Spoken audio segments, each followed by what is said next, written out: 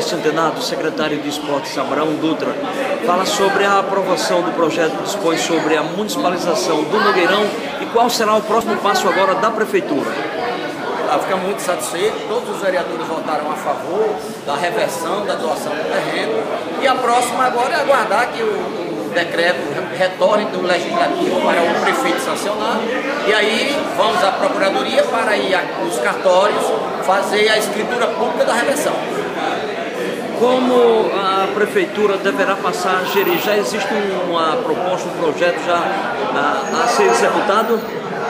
Nós temos um cronograma escalar, que nós estamos exatamente dentro desse cronograma, já conversando com as pessoas. A Prefeitura nunca deixou de manter contato com a Liga Desportiva e com os demais órgãos competentes para que se elaborasse os laudos e da garantia do Campeonato Estadual 2015 em Mossoró.